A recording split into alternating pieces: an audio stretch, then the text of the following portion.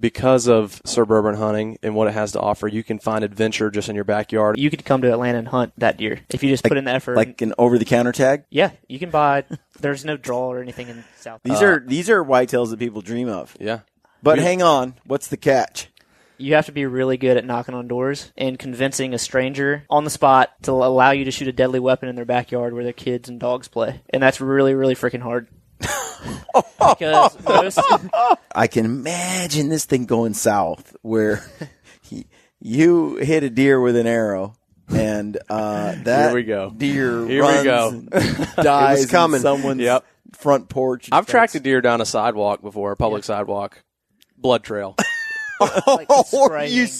It's like a scene out of Duck Dynasty. It was. All right, folks. Welcome to the Gritty Bowman Podcast. We are at the ATA show in Indiana. This is day 3. Day 3. But what's interesting is we just had a great podcast with Adam Greentree and Kimmy Greentree. Yes. And I thought for sure that was our last podcast. I did too. You know, because we've done about 20 a day, it feels like. Yes. But we're having Came across Lee Ellis and Drew Carroll. Yeah, are with us in our hotel room. I mean, I thought, maybe we go out to, lunch or something or take me out for dinner. But, hey, let's just go straight to the room. we insisted on the room. So. You guys are great. And I was really intrigued. First of all, you guys came walking through near the Hoyt booth while we were talking to Adam. And I saw these gigantic, mature Jurassic antlers of these whitetail. That is something to behold. But all 3 of these bucks are phenomenal. And you're walking around, you're carrying these deer, and it's like, whoa. As a hunter, I just can't help but notice when I see antlers, right? Yep.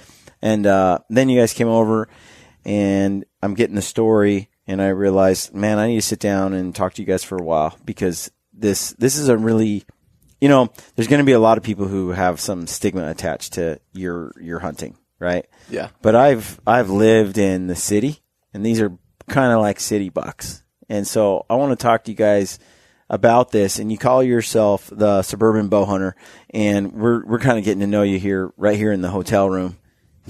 In a Can I pause for a second? That was weird when we walked in. In a very intimate setting. Can they see this, or is this just audio? Oh, they can see it. It's on YouTube. Okay, well, we walk in the room, and there's just a camera on a bed, and we're like, all right, hop on the bed. We're like, wait, what is this? This is tradition, isn't it? That's right. Brian, when we do these late-night podcasts or after the show we podcasts, always have in the room. Yeah, and we always have a couple get on the bed and always and talk. Got room service bringing up champagne. But I always live by this creed, guys. It's only weird if you make it weird.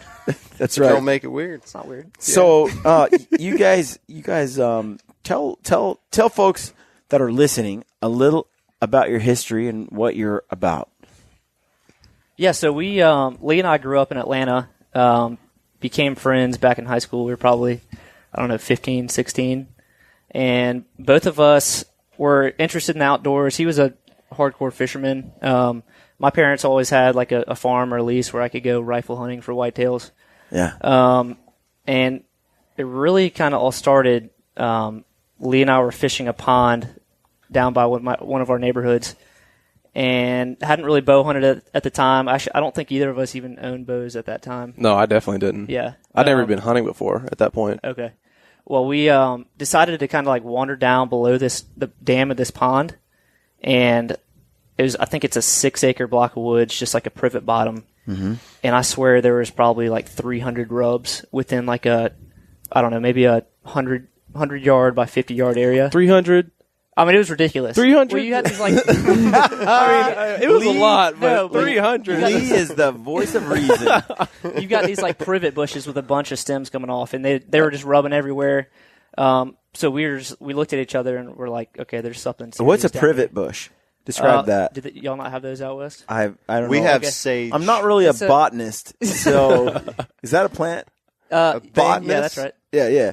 So it's like a Somebody who specializes in it? It's not an evergreen. I guess it is an evergreen. Yeah, it doesn't die during the wintertime. Okay. It's like a yes. low-growing, thick bush that grows in creek bottoms and river bottoms. Okay. Okay. And the deer pile into it. They can disappear in it. Yeah.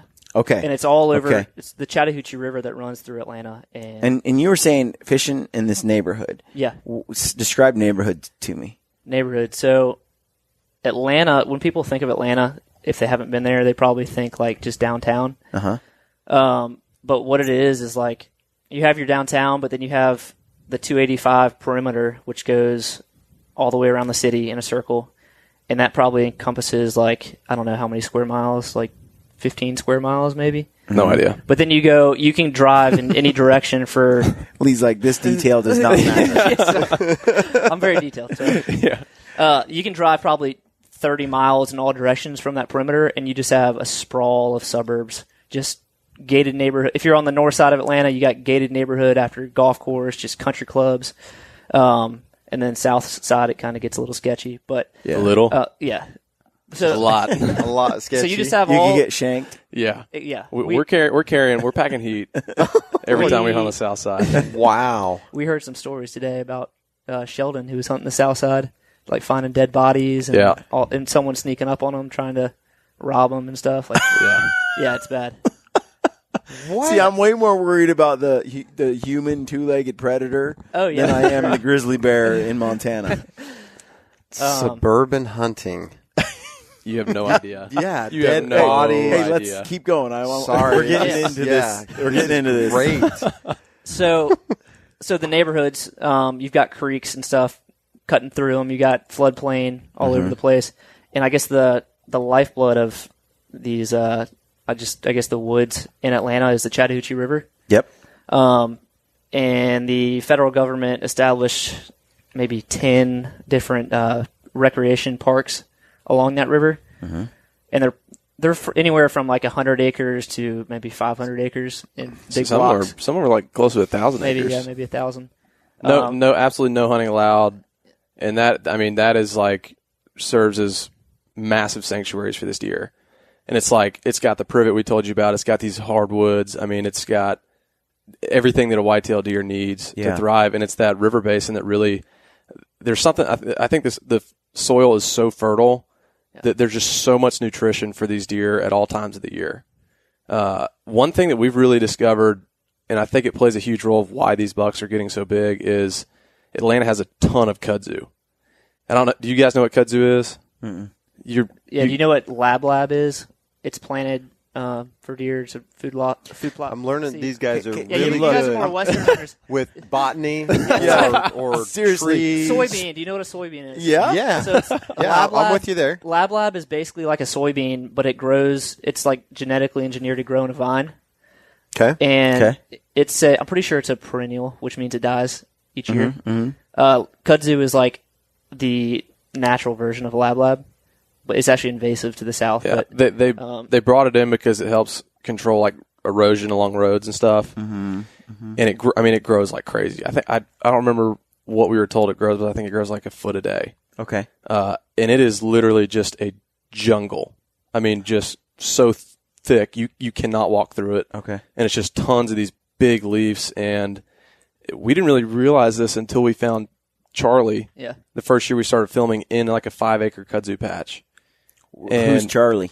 He's the 181 9-pointer that first hunt on film kind of got us some recognition. Okay. Yeah. Okay. We're jumping ahead, dude. I know who Charlie is, but the audience doesn't know who Charlie is.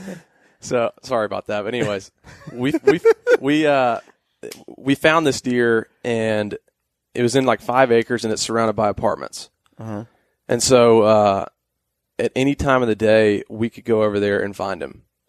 He would lay down, but he would get up multiple times a day, and there was like a batch. I mean, there's like 10 bucks in this. This kudzu patch. They'll get up and walk around and just sit there, and they're plucking leaves, big leaves off. And it's got like over 20% protein, and it had water in there. So they literally, these bucks. You could see this. Yes. Yeah. These bucks grow out in these kudzu patches in the summertime. It is literally, they're living in a buffet, and they can lay down and completely disappear. So I went back when I had a corporate job. I travel a lot, and I flew East Coast to Baltimore, Maryland, and I worked there. I remember being, I don't know where I was, like a Best Western Hyatt, something like that. And I'm in the hotel room, And I'm looking out the window, and there's city everywhere. Like it's a downtown kind of city. And next to the hotel is like a little green patch area. And then there's a little cornfield, not very big, right there. And then some more green patch. And from this like 8th floor of this hotel, I'm looking out the window, and I count like 10 bucks, 10 deer, some mostly bucks, but they're walking around in that corn and the other thing, hanging out in the middle of the city. And I was looking down there going, holy cow. I mean, I wouldn't have thought at the time that there would be deer in this really urban environment. Yeah, I mean, those people, so those apartment complexes I told you about, nobody knew that deer was there. There was 100 people that were living around this deer. Nobody knew it was there. But then some places you go and everybody knows the deer's there. So these deer are there. If you're looking, you can find them. Sometimes they stay very, very hidden. Sometimes they're more exposed than in some areas than others. Is it like a temperament thing, like a personality thing with the deer, or is it? Yeah, I mean, I think it's more just kind of where they set up home base, just the habitat that they're in. But like the deer that tops when we were driving around with Jay that day. Because you guys have to name every deer. Yeah, got so to. you have Because we don't. Got to. I think I've heard it on your podcast before, but Right. maybe Donnie Vincent said it or something. But how do you talk to another hunter about like the 7x7 that has the sticker on the G3 with the split brow? It just take too long. No, it's so you have to name them, and that's what guys do with elk as well. Oh, yeah. The ones that like get out there and know the country and go back to the same areas. Yeah. You know, and then we do it just on a week-long hunt on a hunt place we've never been. I'm like, will you name that bull Uno? We had Uno. We had Fury. Yeah. We had Fury was my favorite. Fury was the one he was after because he was just a tank, right? But it makes it so much easier to start talking about and identifying. Yeah. That, and it also just kind of makes it more personalizes more it. Yeah, absolutely. Because you build the story around the deer for years. I'm assuming Tops had big tops. Tops was he was weird. He had like these tall main beams that kind of went straight up, and then his tines were super super short. And we didn't name the deer. It was our buddy, but he thought it looked like the treetops. It's kind of funny how we come up with some names. Well, Charlie is clearly like something descriptive. You just like chase this. You want to know down a how rabbit I named hole him? and you end up with his name. How did Charlie? Okay, so I came up with the he has massive brow tines. I was like, I originally named him Charlie Brow because like Charlie Brown, Charlie Brow, and then it just became Charlie. Lee, you're so creative. I know. That's pretty good. I surprise myself sometimes. And then, for example, like this 8-pointer here that we call Bane, like he's got a really, really dark rack. Bane is the guy from Batman that like was born in the dark kind of thing. And he just like, I had so many encounters with him, and it like right after dark. I'd be still in my stand. It'd be too dark to shoot, and he would come in. And that happened to me multiple times. It's like, all right, he's getting the name Bane. He lives in the dark. Yeah. I don't know how we called him Zeus, the big one. Yeah, just like Because he's just a freaking whatever. god. He's a freaking Greek god. Yeah. Look at this thing. It's unreal. We named one deer Truman a few years ago because the deer was the bomb and Truman dropped the bomb, so Truman. Okay, how old is this deer right here? That deer we think is either 8 or 9. 8 or 9 years old. 8 or 9. Yeah. In the city. I have his shed antlers from last year. Look at that. And How many inches is this Zeus? 203. 203. Yep. Last year he was 193. Man, you just look at the bases. This is a whitetail. It's a whitetail. This is a whitetail, not on private lease or like this is. Never spent a single dollar, single dime on gaining hunting access. Never leased property, never gone with outfitters. And that's kind of, I think that's why people are interested, because literally, and you could come to Atlanta and hunt that deer if you just put in the effort. Like an over-the-counter tag? Yeah, you can buy, there's no draw or anything in Southeast. Okay. Have you guys seen the movie Dodgeball? Yes. We're average Joe's gym. we're your average Joe's. Anybody can do this. We're not special. We're not any, superstar hunters. We're not professional. These are whitetails that people dream of. Yeah. But hang on, what's the catch?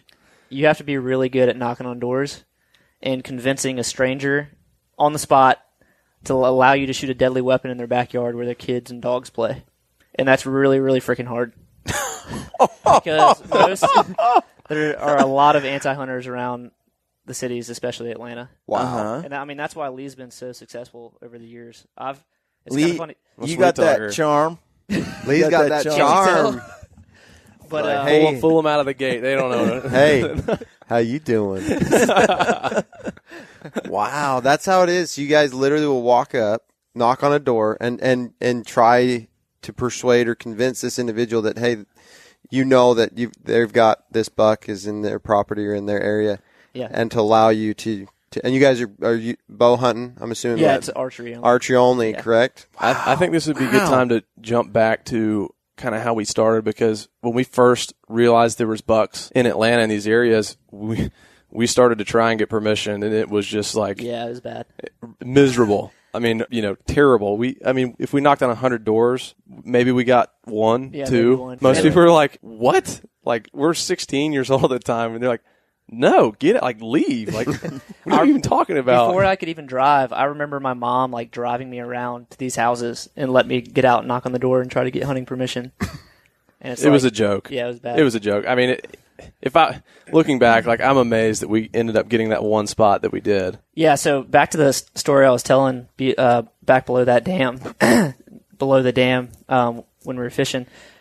So that was like a 6-acre block of woods. And I don't know, we didn't know about like GIS, like tax assessor websites or anything back then. Mm-hmm. So we just I guess I got into this gated neighborhood somehow and started knocking on doors to try to figure out.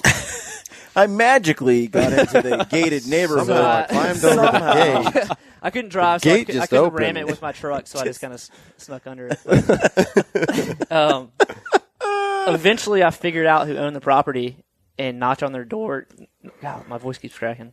We can edit that out, right? Yeah, you're good, dude. Don't worry about it. I've been talking all day Don't long. get emotional. Just hold it together. It just brings me back. But knocked on the door, didn't really know what to say. I don't think I rehearsed anything. And you're how before old? that. 15 or 16. Yeah, he said this was before he was even driving a car. Yeah. Talked to the person that year and just kind of told him what I wanted to do, and she looked at me like I was crazy.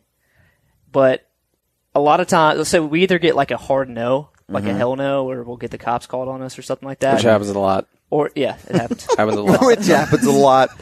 Or you'll get like sometimes it's like a yes. Like what's your pitch? Yeah, you know what? I'm not telling you that. Yeah, what's the secret sauce? Like, how do you approach that? Yeah. What's your pitch? Give Brian's at the door, opens it up, and Bane's in their property. Yeah, what do you want? What do you want? Lee, you're the pitch guy. I ain't telling you nothing. I'm telling you nothing. That's intellectual property of Suburban Bowhunting. No, I mean it's not. I guess we do have like a pitch now because we've done it so many times. Oh, I've but got a it's more- pitch. He's a pitch guy. I just I feel him out kind of. Yeah. Based on what car they drive, what stickers they have on the car, what flags they have on their house. Yeah. But it's just kind of trying to be personable and trying to get someone to respect who you are. It's funny you say that, and I'm not going to go on a tangent, but the two of us, we are from a church called the Church of Jesus Christ Latter-day Saints. Mm-hmm. So you heard of the Mormons? Mm-hmm. So we're a bunch of Mormons, and that's what we did for 2 years: is knock on a lot of doors and convince people to believe in Jesus Christ. That's a true story. Yeah, that's awesome. True story. That's cool. For 2 years, we dedicated our lives. He actually, this is just real quick. Again, like I said, not going to get too much tangent, but I served in New York City.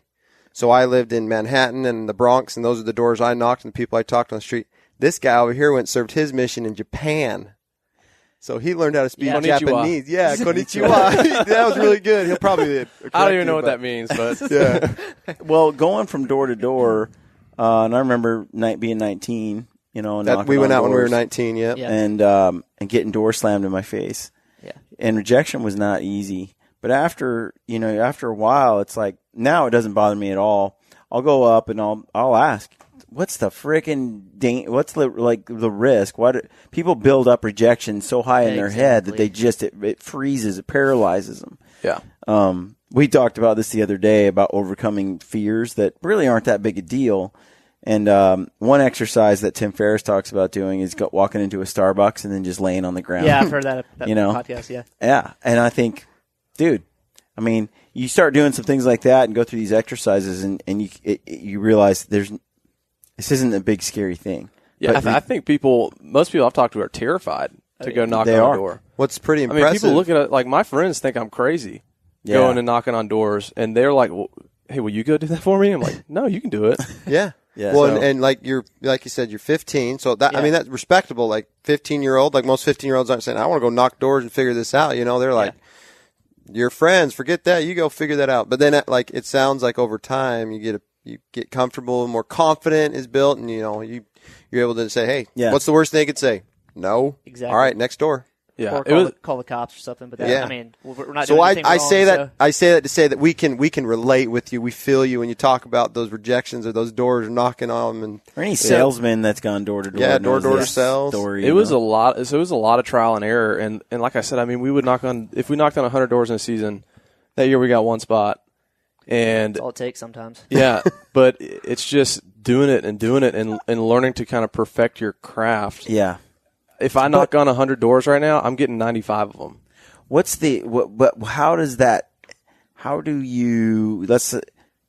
How do you get in there with the amount of, first of all, trust that people just don't have in some stranger at their door wanting to, but then you're also saying, I want to kill an animal too. Like, I mean, I don't understand. We don't how you're bridging the gap there with people. Like, if we knocked on our own door, we'd say, hell no, get off. Leave. But it's amazing. Like, these people say yes. And I think you talk about the meat aspect of it or. Yeah. So there's a lot we talk about. I really think, like, first and foremost, if you don't know what you're talking about, people can read through that. Like, if you don't have the confidence and just like, hey, I've done this before. This is nothing new to me.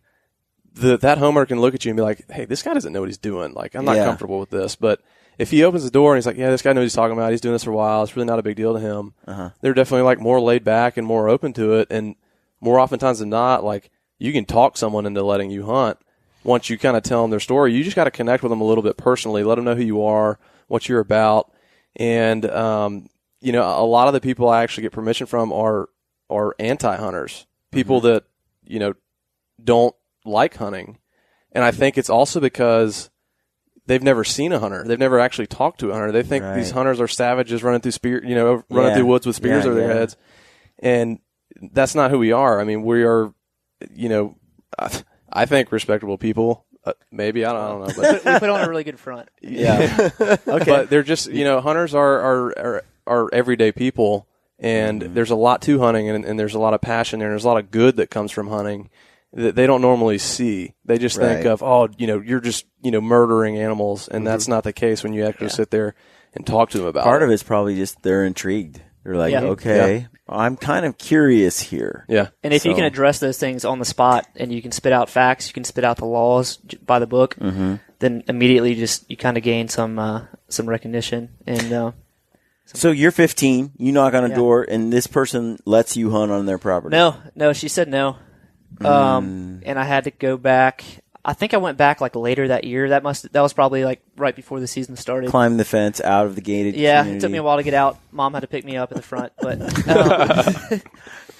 so I went back and tried again. And I think that time she said, I'm okay with it, but I don't know what the neighborhood would say. So she's like, let me talk to the HOA and see what happens. And typically we'd say if someone told us that now, we'd say no, like let us go talk to the HOA, because 9 times out of 10, someone on the HOA, on the board is going to be super against hunting, and it doesn't work out. But so they always say, all right, let me get your phone number and I'll call you back. They never call back, obviously. Never. So you have to go back again. And I think I waited till the next year to go back, and somehow finally, I think Lee came with me that time. That's probably why we got the permission, because I took him along with me. You had to bring Rico Suave. And finally got permission there on the 6-acre piece of woods. And that was before, so that was 12 years ago, and that was before suburban hunting kind of got really popular. And the next, 7 years, that property produced some ridiculous deer. Place was loaded. It was insane. Really? Loaded. Like bachelor groups of $5 over from like 135 to 165. Really? I killed the first deer off of it. Tell me some more about, so you get permission and you do this. What kind of deer densities are you running into in these places? It's kind of funny. Like at first when we were doing this there wasn't tons of deer. Some areas there was definitely higher densities than other areas, and I can't really explain why. Mm-hmm. We've been trying to figure that out for a there's while. no explanation to that. But Because you're botanists, not biologists. Yeah, we're still trying to get that degree, but once we graduate, you can probably figure that one out. but it's funny, like over time, these deer reproduce every year, but quickly. I mean, one deer turns into two, and those two are then breeding and so on and so forth. So like the population over the years has really kind of grown and gotten out of hand. Car insurance issues and stuff like that too. So are you finding that the climate is like, kill these deer, there's too many? Is that a sentiment you're feeling, or? Yeah, pretty often. But when you have that anti-hunter, it doesn't really matter if there's too many. Right. It's just more pets for them to right. watch. Right.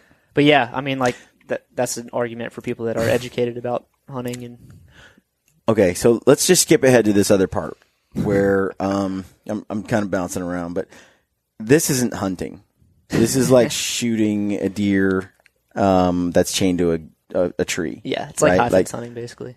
Yeah. There's there's definitely going to be a stigma attached to it. First of all, it's not a pristine wilderness hunt where you're going into Alaska and experiencing the wild outdoors, right? Right. This is a different kind of hunt. So somebody might come along and be like, this isn't for me, or I just can't respect this type of, hunting. What's your take on that? So I think that, people see these deer all the time. These deer, the younger deer, the does and stuff, they're not as leery to people because they see people walking through parks. They see them on a daily basis. Mm-hmm. We're not hunting those deer. If you want to come and kill a 115 to 130 inch deer, which would be like a 2-year-old, basically. Most of our 2 and 3 year olds are 120, 130 ish, and they make huge jumps. But if you want to come kill, 130, it's not that difficult. Right. You can find. I say it's not that difficult. You've got to get a good spot, and you've got to sit there and hunt and hunt. But you will kill one in that season. Yes, It is very, very doable if you get a good spot. And you sit there enough times during the season on good days to hunt, you can definitely kill a 120 to 130. But those deer are 2 and 3 years old. They act like 2 and 3 year old deer. Yeah. We don't hunt those deer. We really target an animal that is minimum 5. Zeus is 9. Yeah. So minimum 5. We really like to see them get 6 and older.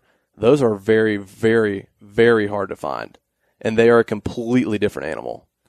I would imagine a deer that is that old is moving around a lot at night in the city. Yep. Yeah, and they have like these tiny blocks of woods to hide in. So when they're moving around at night, they could move. I mean, we've had deer move 7 miles between cameras in one night, and they're crossing streets 15, 20 paved roads with traffic on it. Yeah, I think a lot of people think like if there's a 5-acre block of woods and there's roads all around it, that deer's just going to live in that 5-acre block of woods. That is so far from the truth, it's not even funny. Because I can tell you this deer, his summer hideout was 4 or 5 miles away from where I ended up killing him. This deer was about 3 miles from where his summer hideout was. That deer was about 1.5 miles.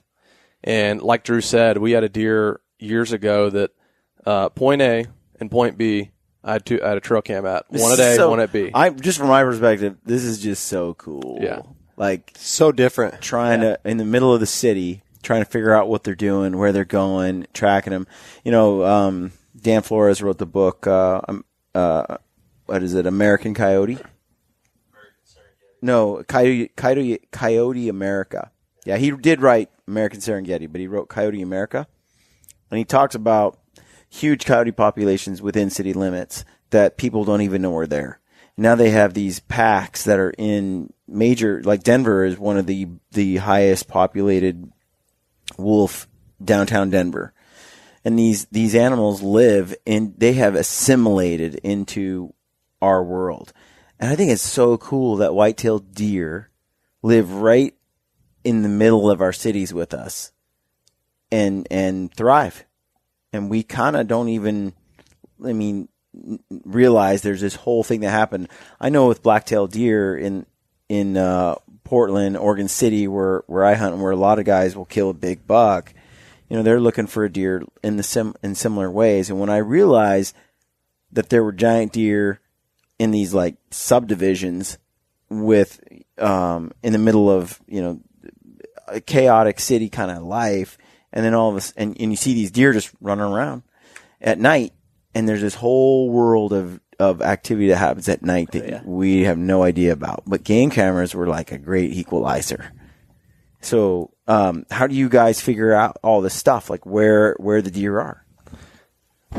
It's just been over years, basically. We try to find these pockets of genetics, and a good pocket of genetics can be 1 or 2 square miles. Mm-hmm. You could have 170-inch deer growing in one pocket of woods, and then go a couple miles down the road, and the biggest they get at 6.5 years old is 120 inches. So it's really just been over the years, just like knocking on so many doors and running so many cameras. We start to figure out where these pockets are. And once you start to figure out a few, you can kind of target other areas that are similar. Mm-hmm. A lot of times we'll have friends that see deer just driving around at night, and we'll follow a lead, and then that'll kind of stumble us upon another pocket of woods. But it's hard. I mean, you can't just go walking around on people's properties looking for these deer. You can't go stick cameras wherever you want. So that's the hard part. I mean, we're knocking on doors, and it's like we said when we started out, we're knocking on 100 doors to get one spot, and the chances of that one spot being good are very slim. So you finally get one spot, you stick a camera out, and there's nothing there. You just got to keep moving on. So that just adds so much time and effort to it. But like I said before, like it only takes one great spot to have success. And that first spot was the right spot for us. And so would you say that, well, you did say they behave differently, the older deer. Oh, yeah. Yeah, for sure. So where would you say, obviously finding a big deer and then getting access, that's only half the battle. That's like a huge hurdle to overcome. Yeah, it is a huge hurdle. Yeah, find the deer, get permission, get access, and find a deer. Yeah. So there's that part of it, and I get that. We kind of talked about that. Once you do that, how hard is it to kill this mature deer? Is it like one sit, he's dead? 2 sits? Is it like, what is it? Yeah, so most people think like, oh, the hardest part is just getting access. Once you have access, oh, that deer's dead. That's not true at all, because for Zeus, the 203, we found where that deer was, and I had a spot that I was like, okay, it's going to happen here. And I put all my eggs in that well, not really. I had a backup plan, but I was like, man, it's just going to happen here. I put in a food plot, mock scrapes, did a whole deal. And I had that one spot I was really keen on, but I had a backup plan. I had 8 other spots within a 2-mile square block where I knew that he went to at some point during the rut. And are these spots like an acre? Some of them are like an acre. Some of them are 5 acres. Some are 60 acres. Yeah. Drew's got a spot that's 800 acre acres. Spot this year. What? And it's surrounded on 3 sides by gated neighborhoods and a golf course. So serious. And this is a private piece of property you got permission on? Yeah. Where exactly is it? Well, it's like in Atlanta somewhere, but I can't remember exactly where. Okay, so it varies. Varies your law. Yeah. Okay. Yeah. So when you find that deer, that's something I think that we do that's really different than what other people do. Just because you get a picture of a deer doesn't mean at this spot that you can go there and kill him. Yeah. When we get a deer that we get a picture of in a spot, we'll go get like minimum 4, 5, 6, 7, 8 other spots around and have cameras up ready to go. If it's not going to happen at that one spot you thought it was going to happen, he starts showing up somewhere else, you go hunt over there where he's showing up more often than the spot you thought you were going to kill him at. Most people hunker down at one spot and they sit there and ride it out, and maybe they kill him there, but maybe they don't. Most often times spend the whole season there and they may not get a chance. We move around with these deer so much, and we learn exactly the areas that they're favoring the most. That's what killed that deer.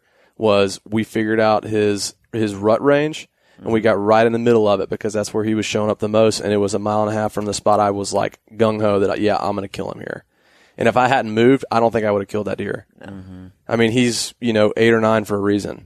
I wonder how much that applies to, like, even a wooded section, a forest. You know what I mean? Yeah. Well, I think because I've found myself, like, I know there's a buck in a certain spot, and I have access to that acreage right where I'm at, but I have a hard time killing him. Like, widening that circle, that would require me to knock on doors or, gas for permission. Although I've done that before, I've never really put a lot of effort into it. I've always kind of more or less cultivated that spot I'm in. Right. And yeah, I mean, so for example, the 203 Zeus, we know of like 6 or 7 other hunters that were hunting that deer and hunting him for multiple years. They just weren't in the right area. They thought they were because they had pictures of him there, and they thought, oh, if I hunt enough here, I can kill him. Mm-hmm. But that's, they eluded him for that. He eluded them for that many years. How much competition do you guys have? Tons. Yeah, it's Tons. a lot. Really? Yep. A lot of other hunters asking permission too. Yep. Not as many guys are going out there and knocking on hundreds of doors like we are. Mm-hmm. I think we're starting to see that. There's a ton of guys that had like a couple spots here and there, and they're just hunting those hard. Yeah. You have guys, actually friends of ours, that have landscaping companies or like pest control companies, and they use that as leverage. So they'll go in to a client and say, "Hey, Why not? Can we? I'll give you some free service if you let me hunt here." You might need to start I was going to say, a window cleaning company. if you're a Mormon, that might be a good play if you're trying to get suburban bow hunting. Yeah. Double whammy. Hey, you guys want a free Book of Mormon? And can I hunt your property? Trust me, everyone's going to let us in the door. Come on in. That's hilarious. So, yeah, you guys have got a lot of competition. Yeah. Like you said. And, this is just fascinating. I had no idea that this was going on. I'll be honest. I had absolutely no idea. I knew that. Like, so as soon as I'm you from mentioned Utah. it, I was like, dude, I want these guys. I guess I shouldn't say like. I guess I didn't know to its degree. Yeah. I know that it's going on because in Utah we've got city bucks. We call them city bucks as well. But we have I live in a place called Layton, and we're right at the base of the Wasatch Mountains, right? Yeah. And so these bucks will come down and they will live and bed in city areas along the Wasatch Front, and then some will become acclimated to that city. Right. We had this one buck in Utah that's called the cemetery buck. I think I've seen pictures of that. You heard the cemetery buck? Yeah, but finally, left the cemetery and went up and was intercepted between that and where he was going. He had eluded everybody forever, for years. He was like Bane, he was like a night buck. Yeah. And then there was an interception made. But, I guess from living out west to where you guys live to where, mountains are right at my doorstep. I can just go hunt those things to where you guys have all these, it's sectioned out like private property. You got to go knock on doors and ask to get access to try and have opportunity to hunt these kind of bucks. Well, go. I got a question. I'll jump back to your question of, is it a thing where you sit there one time and you kill the deer? That Bane, Drew and I hunted for 2 years, and we sat 60 times to kill that deer. If you think about it, 60 sits is a lot. Yeah. Yeah. A couple years ago, I was hunting the biggest deer I've ever hunted in my life. I sat 70-something times in a season, and for the first, week of that, those were all-day sits. I think I sat 45 days in a row, or 45 sits in a row. Didn't even kill the deer. Yeah. So, someone on that neighboring property killed him like last week of the season. And scored 205. Yeah, I think that, having hunted blacktails and stuff in a similar way, that for me. Is that how it is back home for you? Oh, yeah. Anthony, when we hunted at his house, it was just a bunch of houses and subdivisions. And there were a couple times where there was, like you said, there were some younger deer that were nice deer, but they were 3 years old, 4 years old in someone's backyard. And by then he had a network of, he'd been hunting there since high school, he had a network of people, and they called him up and said, hey, there's a deer in the backyard right here, and you go and you look, and it's like, well, you could just walk right up there and shoot this deer in the backyard. And it doesn't feel very like sporting or like much of an accomplishment. And there were, believe me, that happened a number of times. And it was like, I remember one time I'm like looking at this deer, and Anthony's like, it's pretty. I'm not going to shoot him. That's not the hunt I want, but these big deer, like you're talking about, that never happened. We didn't get phone calls for one in the backyard. It's like they're another animal. They don't make it that simple, right? And so But, there was always that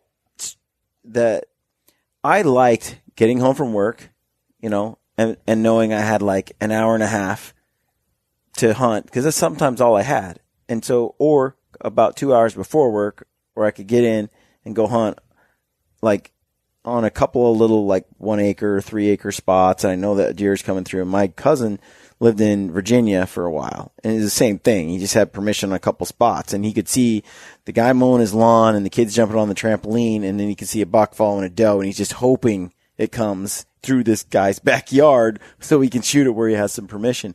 And I think for some people, that's not the experience they want. They want the mountains. They want this, pristine kind of image that they have. But for my part, I feel like I love that too. I love it too. It's not mutually exclusive. It's not like I have to choose one or the other. Yeah. But I think that I celebrate all of it. This has its challenges and its excitement, and it's you still are learning about animals and behavior, and I find that whole thing fascinating.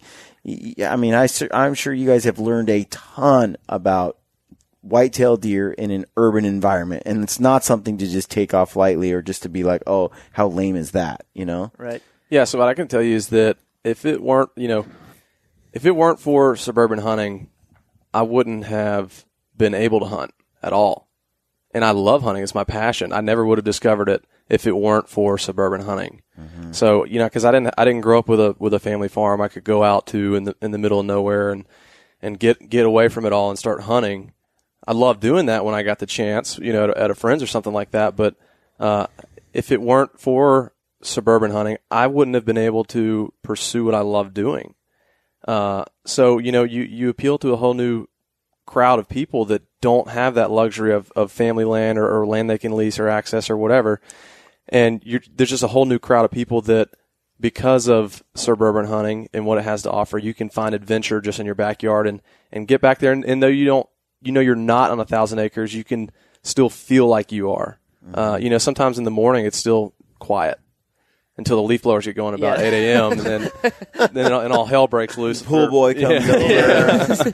But like you were saying, I mean, there's so many people that just don't have the time to travel out into the country and go hunt. I mean, if you're coming home from work at 5 o'clock and you've got a spot right down the road, I mean, you can go hunt every single day.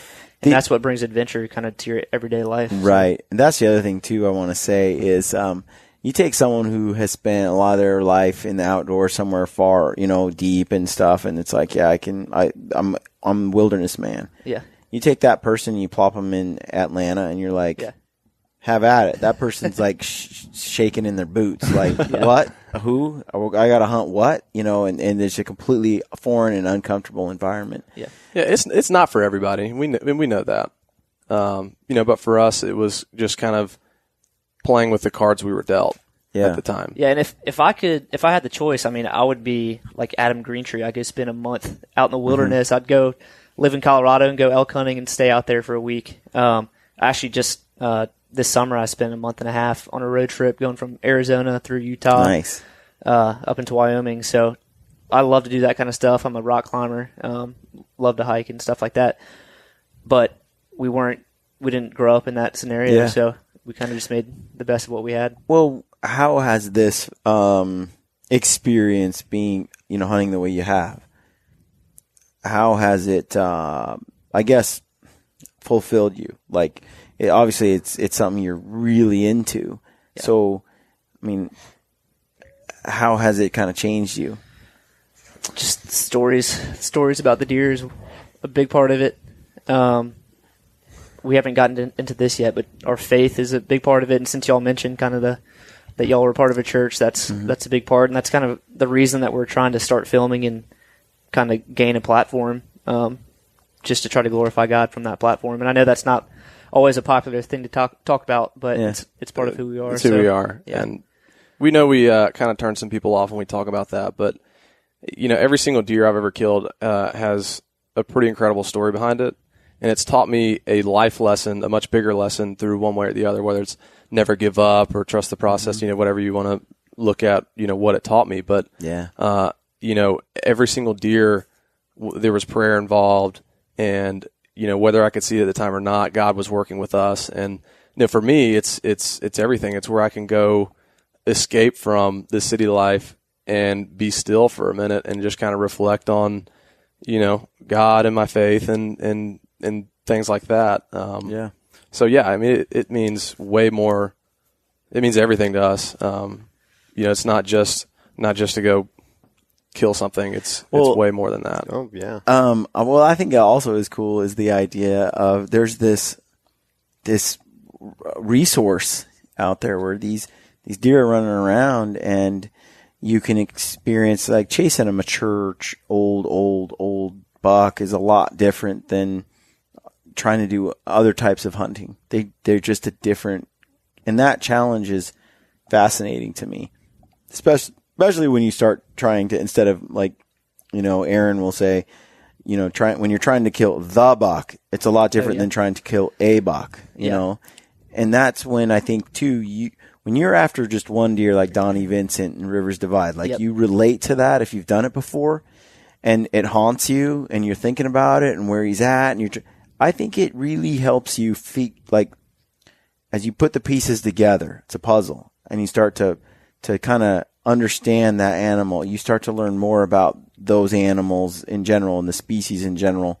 I think it draws you closer to nature, even in the middle of a city. That's the challenge that we fell in love with, and we call ourselves Seek One Productions. I was gonna get into that. Yeah. And that originated from Seek One Buck, because that's the challenge we love. But it's also Seek One God. So there's kind of a cool double meaning there. Yeah.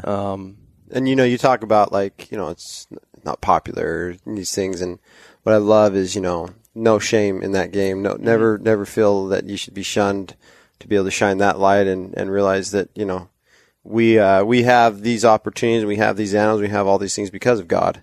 Right. because he put us here for a reason, and we're here to live life and to enjoy all that life has to offer.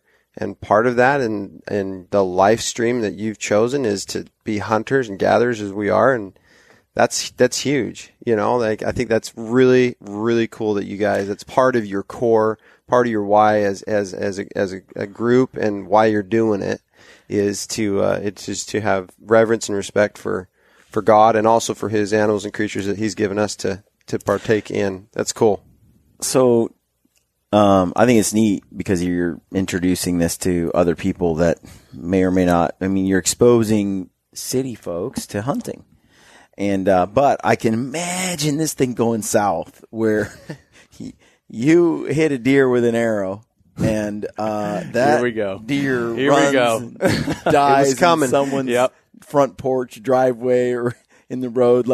So I need to hear. Have you had a situation like that? Has that happened?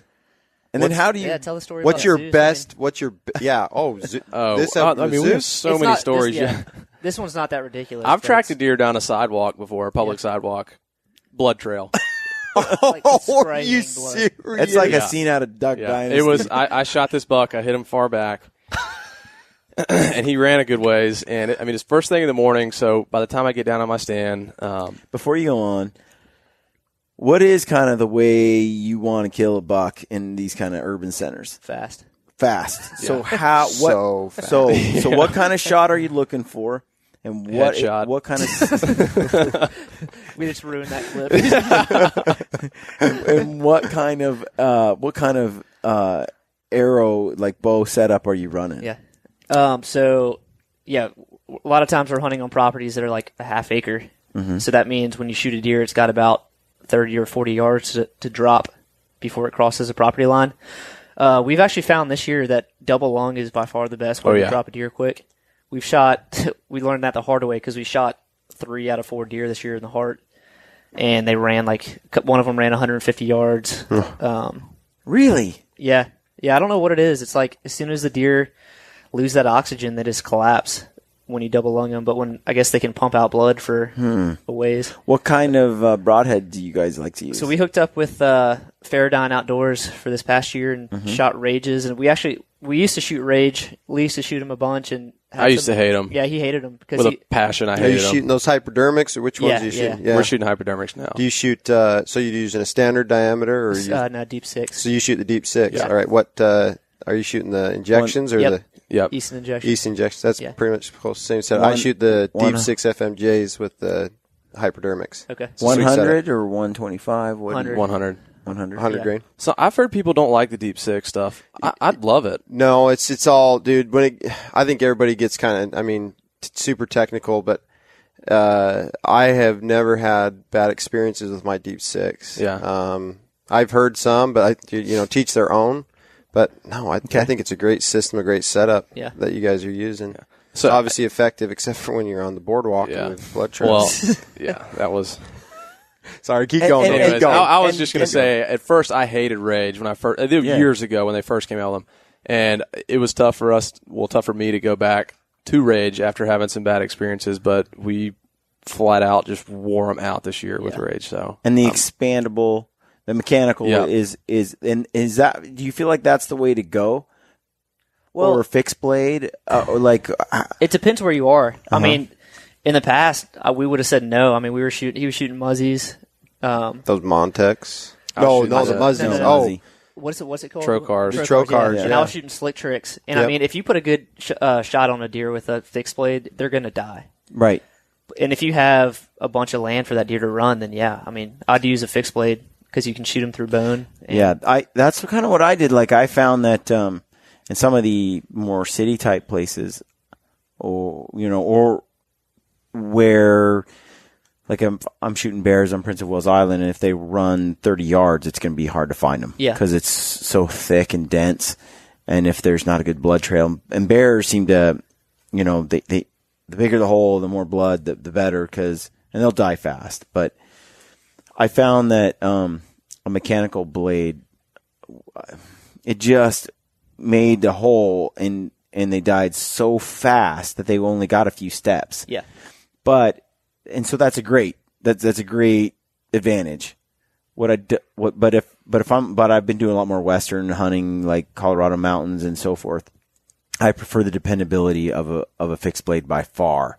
But I'm dealing with different terrain. I can see forever. That animal has room to run. But I can see myself in that setting you're in being like, okay, I want a 2-inch, mechanical, cut open, double lung, and I need a nice close or at least really easy makeable 20-yard shot, because I'm imagining you make that shot poorly and it gets onto the wrong piece of property. This 200-inch buck is not coming home with you. Yeah, most of the time we actually got very lucky with that buck. Yeah. I guess we can go ahead and tell the recovery story of that one. I'll jump back to the sidewalk deer. So that deer we shot it was 15 minutes before dark. Yeah. And it happened so fast that, we were pretty much ready to get down to the stand. But anyways, he came in, shot him, and he took off running. It's lower light, so we can't really see, too far, and he goes in some brush. But we see him staggering, we hear a crash, so we're pretty sure that he went down. And these property lines are so tight that we have apps that tell us exactly where we are on the property. And you've got to make sure your deer's on the property. We've actually had to pass 180-inch deer because it's 5 feet off the property line and watch it walk off. Right. Yep. 90%, I don't know. A lot of people would take that shot, but we can't. So anyways, we walk to the edge of the property and we stop before we step foot on that other property because you can't track onto someone else's property. You've got to get permission. So we go back to our truck and drive out of the neighborhood, up the street, up to the other neighborhood to come back to the house that backs up on this creek bottom. It's I don't know. It's 9 o'clock at night. It's dark. I knock on this door, no answer. I knock on this door, no answer. No lights are on. I'm sitting in the truck filming, just because we it's know all on footage. It's all on camera. Getting that deer back hinges on this person saying, "Yeah." If they say no, you can't. It's done. You cannot. Yeah. If they say no, you can't go get your deer. I don't care how big it is. So there was a lot riding on this conversation. So I knock on the door, or I ring the doorbell after a few knocks, and finally we see a light flick on. And this old lady, comes walking down the stairs, and she's in her nightgown. She's you could just see in her eyes, you could just see in her eyes that she was dead asleep. I felt terrible, but she answers the door. She's like, "What do you want? Why are you here?" And I had to artistically remember Rico Suave here. Yeah. Had to tell her that I had murdered an animal and that it was dead in her backyard. No, I just told her that, I had permission to hunt the area and that I had taken a deer that had expired in her backyard and that I didn't want to step foot on her property without proper permission. So she was like, oh, yeah, whatever, just go ahead, just get off my property.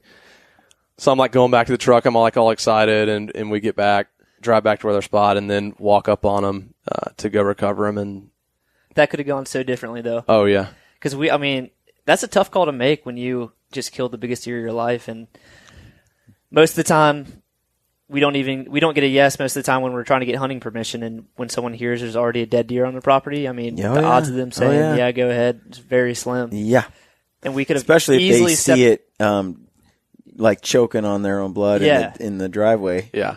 And then they're mad at you. Yeah, it would have been so easy to just walk 15 yards, drag it over, and just be done with it. But there's spotlights on us now, and we just got to present ourselves in the right way. So the sidewalk.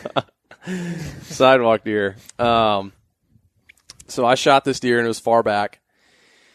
Runs up into their front yard, onto the driveway. It's like 8 in the morning at this point. I'm down. There's like joggers running around, and there's this massive blood trail going down the sidewalk, and I'm in full camo walking down the sidewalk trailing a blood trail, and there's cars driving by me. All of them are sitting there stopping and looking at me like, what in the world is this guy doing? You're walking down there with a bow in hand? No bow. Okay. And smart man. Yeah.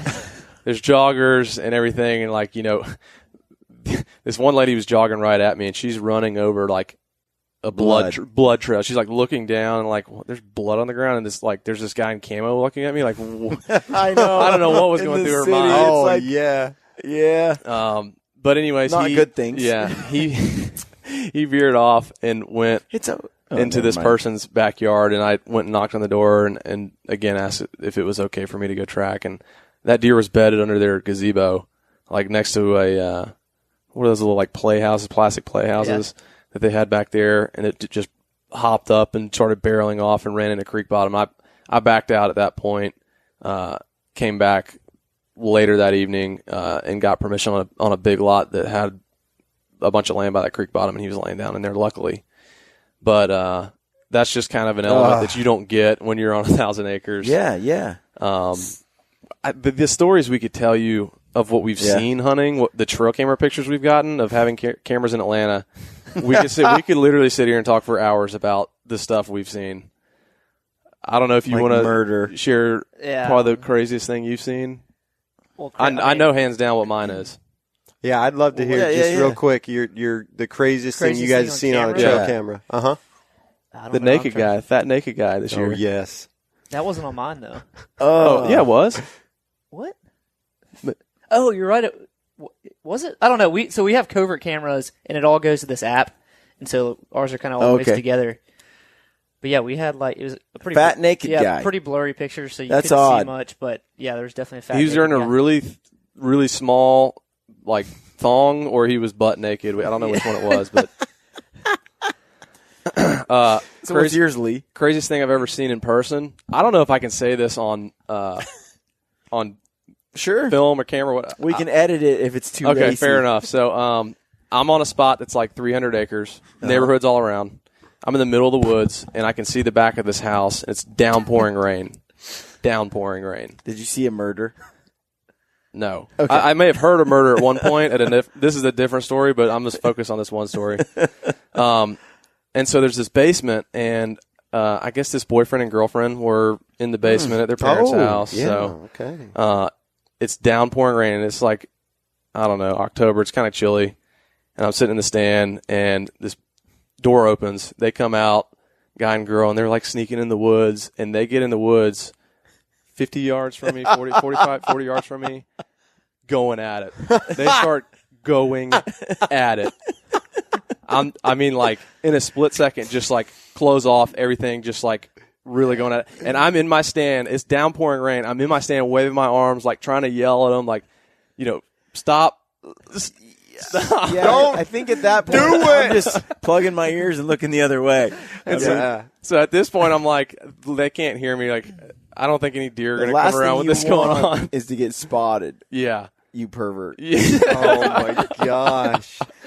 You got dead people in the woods. You got people having sex in the woods. You got suburban hunting. At that point, I climbed down Everything. and my hunt was over at that point. Oh wow. Do you guys have to wear orange or anything like No. that? Anything? No. What about in the city limits like that? Are there like real strong restrictions on this stuff or not? You go ahead. Yeah, not really. You just have to follow the state laws, state regulations. There actually is an extended archery season in the suburb areas because there's in some areas there's so many deer that they're trying to control that population. I mean, if you're going to do it, it's with a bow and arrow. Yeah, and by the local community. Yeah, you know? And so there are cities that try to make discharging a weapon illegal. Yeah, and the whole reason is because they don't like hunting. Right, but they can't. They're not legally allowed to say hunting's not allowed in the city. But even when they say that, like the game wardens don't acknowledge that. You can still technically bow hunt in Very these areas. cool. There's one city in Atlanta or outside of Atlanta that makes you go to the police department and get a permit, and you have to tell them the address that you're hunting and stuff like that. I don't know if they do a background check or anything, but interesting. Yeah, it'd be a bad deal if we had to wear orange. yeah. It'd be a bad deal. Because people would be just seeing see us. And Well, and maybe that couple would have sawed you. Yeah. You know, Maybe so so. that's definitely something you got to be careful about. Well, guys, this was fun. Like, very cool. Yeah. I appreciated the conversation because, like I said, I know back home we got city bucks or we've got animal that are within our city limits back home, but the fact that but again, I'm not pursuing them in that environment. I'm up on the mountain chasing them and spot and stalking. So I didn't know what to expect out of this conversation, but I have learned so much from you. I too. told Jordan, I'm like, they're coming over. Yeah, like it was almost like we got back We're then. I was doing like, this. I'm ready to go get some Who food, are and these he's guys? like, we got to do one more podcast. I was like, really? And he's like, Sorry. I'm like, who's it with? And then he starts telling me, and I'm like, Really? what? I was like, that's cool. Let's meet these guys. And so, guys, thanks so much for sharing. Not just with us, but I feel like anybody who's going to listen to this podcast can maybe gain, like I have today, a greater appreciation for, I think, what you guys spoke to, which is like, I guess I'm taking for granted, where I grew up and how I hunted with my dad, and that I had access to public lands and things like that. You Utards, you can go shoot them behind Walmart. Yeah, it's true. In the Wasatch. Yeah, I all I do is I go shooting behind Walgreens. the hell's a Utah? I guess in Utah. Yeah, That's those Utah people. These people that don't like us that we hunt how we hunt in Utah. We're a bunch of Utards, but So I want to say, check out Suburban Suburban Bowhunter. So our Facebook page is Seek One Productions. Seek One Productions. Yeah. Seek 1 Productions, and then it looks like you have an email. Yep. Seek 1 Productions at Gmail. Yep. Do you have a website then?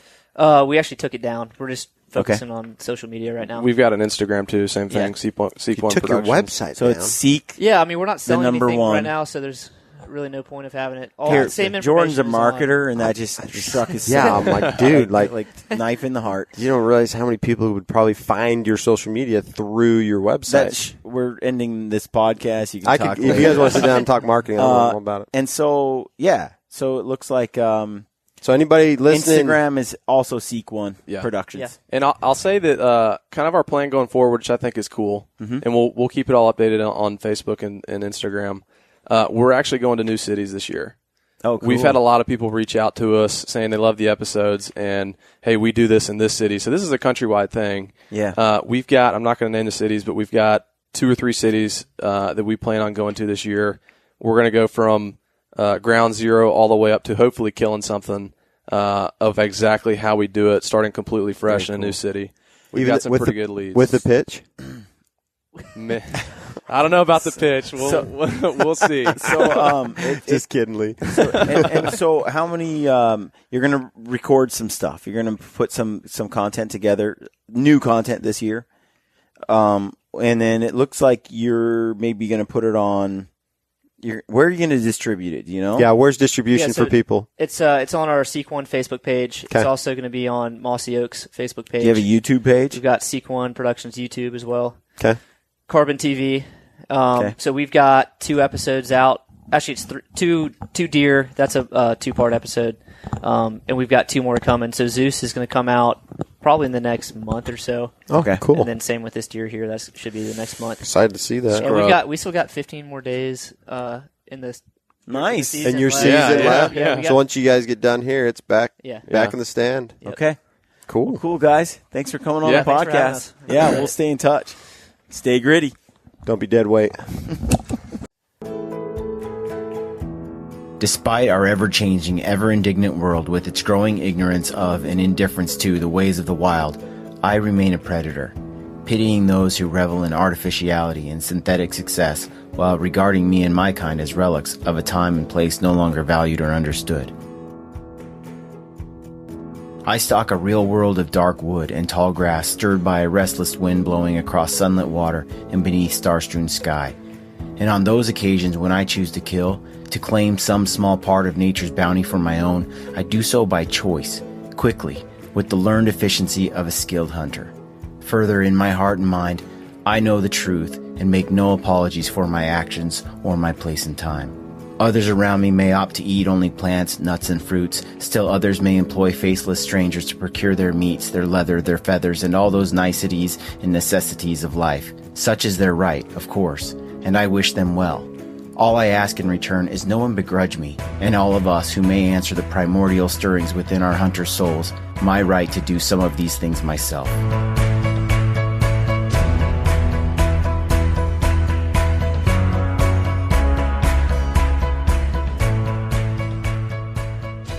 What you just heard is a quote from M.R. James. We truly live in a world that is largely ignorant and indifferent to the ways of the wild. And although some regard us as relics of a time and place no longer valued or understood, we have the opportunity to change the way these people view the hunter and the hunt. We can share our experiences and nature's bounty with those who employ these faceless strangers.